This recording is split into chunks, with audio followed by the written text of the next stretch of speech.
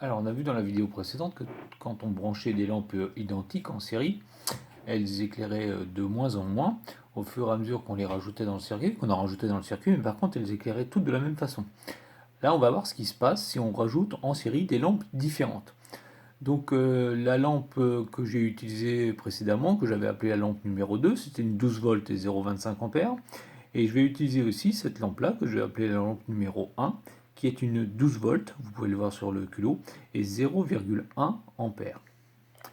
Donc, vous allez repérer donc la lampe que je tenais entre les mains à l'instant. Donc, la lampe numéro 1, c'est le nom que je lui ai attribué pour faire simple visuellement. Je vais la brancher donc en série avec la lampe numéro 2, que vous voyez donc à la gauche de l'écran.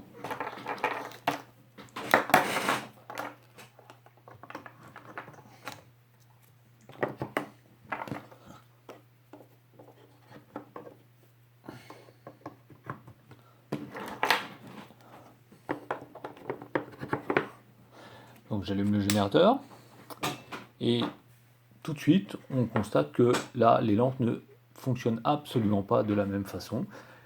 J'ai une lampe qui éclaire globalement très bien et une autre lampe dont on pourrait presque penser qu'elle n'éclaire pas, mais en réalité elle éclaire très faiblement, mais elle éclaire.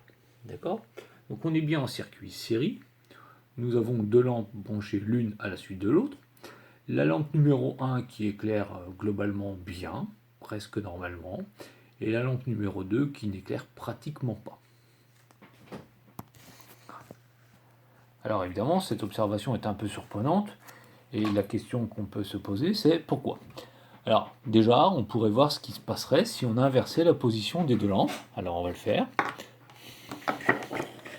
Puisque on pourrait se dire, bah voilà, la première lampe c'est celle qui éclaire le mieux, donc c'est peut-être lié à sa position dans le circuit.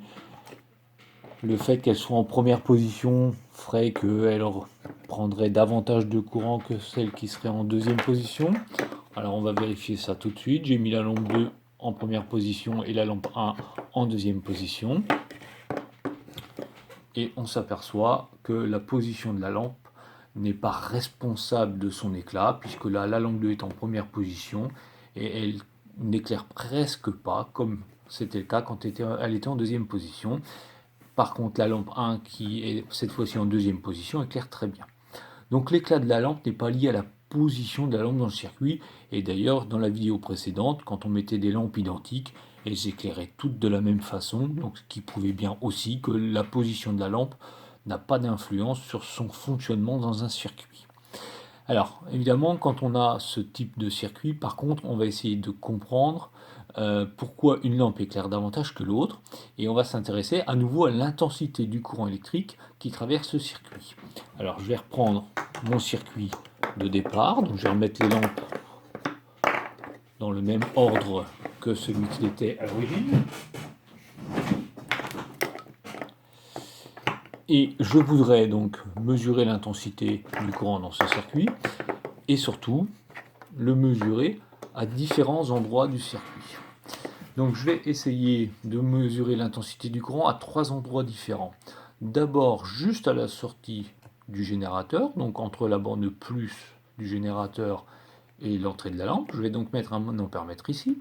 Ensuite je vais mettre un deuxième ampèremètre entre les deux lampes. Et enfin je vais mettre un troisième ampèremètre à la sortie de la deuxième lampe, entre la borne moins du générateur et la deuxième lampe. Et donc on va pouvoir mesurer l'intensité du courant du circuit à trois endroits pour voir ce que ça donne et est-ce que ça pourrait éventuellement expliquer la différence d'éclat entre les lampes.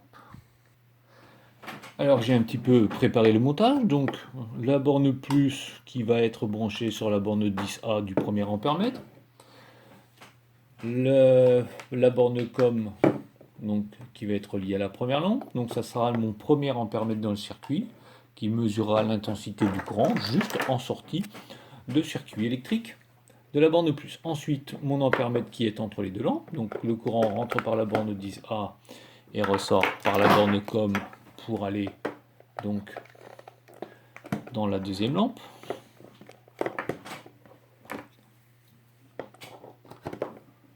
Voilà. Et le dernier ampèremètre. Donc le courant lui aussi va rentrer par la borne 10A du troisième ampèremètre pour ressortir par la borne COM et aller à la borne moins du générateur. Alors, je vais essayer de disposer tout ça pour que vous ayez une vue d'ensemble qui soit bonne.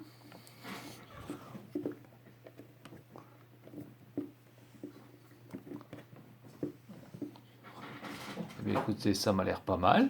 J'allume le générateur. Et là, alors on constate donc sur l'éclat des lampes la même chose. Donc la première lampe éclaire très bien, la deuxième lampe éclaire pratiquement pas, en tout cas très très peu, mais elle éclaire. Ce qu'on constate, c'est que l'intensité du courant mesuré par les ampèremètres est la même.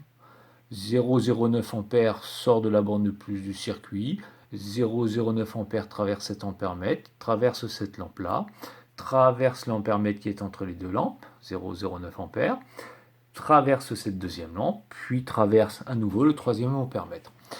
L'intensité du courant dans un circuit, elle est unique, elle est la même partout, et ça porte le nom d'une loi, vous connaissez le nom, mais pas la loi dans cette situation, ça s'appelle la loi d'unicité de l'intensité du courant électrique. Puisque le courant est unique, il est le même partout, eh bien on l'appelle la loi d'unicité de l'intensité du courant en circuit série évidemment. Quel que soit le type de circuit, quelles que soient les lampes qu'on utiliserait ou les différents récepteurs, c'est une loi, ça fonctionne systématiquement. Quand on construit un circuit en série, on sait que l'intensité du courant est la même partout. Donc inutile de brancher 3 ampèremètres, on en branche un seul, où on veut, on a la certitude que l'intensité du courant serait la même partout. Évidemment, si je dévisse une lampe, la loi s'applique encore, l'intensité du courant électrique est la même partout, elle est de 0 ampère. Alors pour finir, il faut quand même qu'on explique pourquoi une lampe éclaire davantage par rapport à l'autre. L'explication est la suivante. Vous vous rappelez que les caractéristiques nominales de la lampe numéro 1 étaient de 12 volts et de 0,1 ampère, c'est-à-dire 0,10 ampère. Les caractéristiques nominales de cette lampe-là, c'est 12 volts et 0,25 ampère. Eh bien, si on s'intéresse aux intensités de courant électrique qui passent effectivement dans le circuit, cette lampe-là est traversée par un courant d'intensité 0,09 A. C'est une valeur qui est très proche de 0,10 A. Donc finalement, cette lampe-là est traversée par un courant qui est proche de l'intensité du courant, de son intensité de courant nominale. C'est pourquoi son éclat est quasi normal. En revanche, la deuxième lampe, elle, n'est traversée que par un courant de 0,09 A, alors que c'est une lampe qui a pour caractéristique nominale 0,25 A. C'est-à-dire pratiquement 3 fois plus que l'intensité qui la traverse. Donc ça explique pourquoi elle éclaire beaucoup moins.